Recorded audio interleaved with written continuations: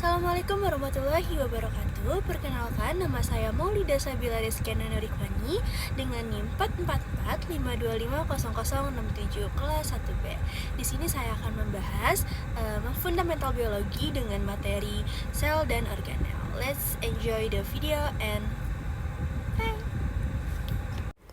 Selama ini kita sering melihat laut sebagai ruang luas yang penuh kehidupan. Mulai dari plankton mikroskopis sampai ikan yang berenang bebas. Jauh di balik semua itu ada satu hal kecil yang menentukan apakah makhluk hidup bisa bertahan atau tidak. Sel adalah fondasi dari seluruh kehidupan termasuk manusia dan organisme laut. Setiap gerakan ikan, perubahan warna karang, bahkan kesehatan ekosistem laut semuanya berawal dari apa yang terjadi dalam sebuah sel. Halo, hari ini kita bakal bahas salah satu materi fundamental biologi yang penting banget untuk memahami tubuh manusia dan kehidupan laut, yaitu kita akan mempelajari sel dan organel. Walaupun ukurannya kecil, sel itu mengatur seluruh aktivitas makhluk hidup termasuk organisme laut. Jadi dengan memahami bagaimana organel bekerja, kita juga bisa memahami kondisi ekosistem secara keseluruhan. Sel manusia adalah sel eukariotik, artinya punya inti dan organel lengkap. Sel itu seperti kotak mini. Setiap organel punya tugas spesifik yang bikin tubuh bisa bertahan, bergerak, menghasilkan energi sampai membersihkan limbah. Selanjutnya kita akan membahas organosel. Yang pertama ada inti sel, yaitu pusat komando tempat DNA disimpan. Selanjutnya ada mitokondria yang berfungsi sebagai pembangkit energi para sel.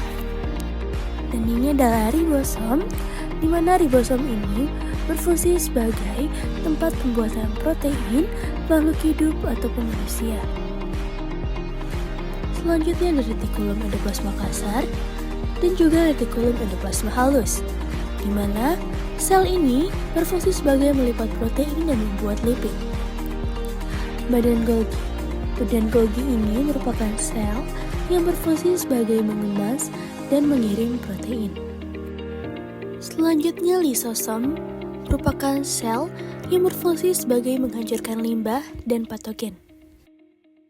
Dan sitoplasma merupakan cairan yang berada di dalam sel mengelilingi nukleus yang berfungsi sebagai tempat reaksi sel terjadi.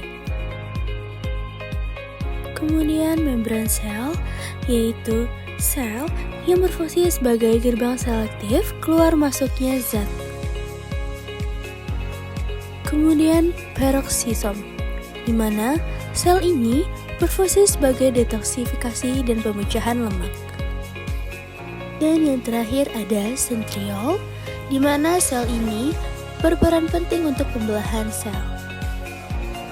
Yang menarik banyak organisme laut mulai dari fitoplankton, alga laut, terumbu karang, ikan-ikan, sampai mamalia laut juga. Tersusun atas sel eukariotik dengan organel lengkap yang fungsinya hampir sama seperti manusia. Tapi ada satu perbedaan penting, organisme laut hidup langsung bersentuhan dengan lingkungannya. Artinya, perubahan kecil air seperti suhu, salinitas, pH, kadar oksigen, atau polusi langsung memengaruhi organel mereka. Kloroplas sangat sensitif, pada suhu tinggi, fotosintesis langsung menurun. Membran sel makhluk laut harus menyesuaikan tekanan osmotik. Saat salinitas air berubah, mitokondria bisa stres ketika kadar oksigen menurun.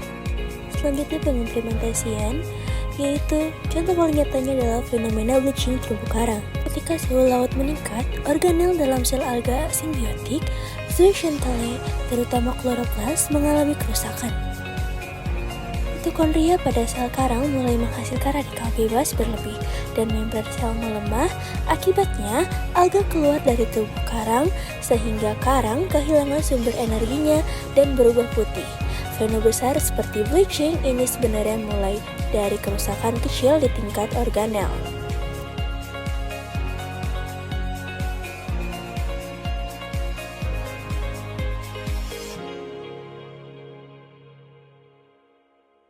Selanjutnya pengimplementasian kedua yaitu analisis DNA biota laut. Ilmu sel juga penting dalam analisis DNA biota laut. Dari sel makhluk laut, peneliti bisa mengecek keberagaman genetik, mengidentifikasi spesies, mengetahui hasil populasi ikan. Teknik seperti DNA barcoding, semuanya berangkat dari pemahaman tentang cara kerja inti sel dan materi genetik. Dan pengimplementasian yang terakhir adalah menganalisis penyakit udang ataupun ikan. Penyakit laut pun dipahami melalui organel, virus seperti VNN pada ikan atau WSSV pada udang, menyerang sel dengan cara membajak ribosom untuk membuat protein virus, merusak membran sel, dan mengganggu mitokondria sehingga energi turun drastis. Analisis kerusakan organel ini membantu peneliti menentukan cara menjaga wabah penyakit di tambak maupun habitat alami. Jadi mulai dari organel sekecil mitokondria dan kloroplas sampai fenomena besar seperti bleaching, konservasi spesies dan penyakit laut, semuanya saling terhubung. Ilmu sel bukan cuma teori di kelas, tapi fondasi yang membuat kita bisa membaca kondisi laut, menjaga ekosistem, dan memahami bagaimana kehidupan di laut bertahan. Nah, gimana udah lihat kan videonya? Nah, jadi tuh di sini sel tuh cukup banyak ya, bukan hanya di manusia aja, namun di kehidupan laut juga banyak sekali seperti di video tadi. Semoga bermanfaat. Dadah!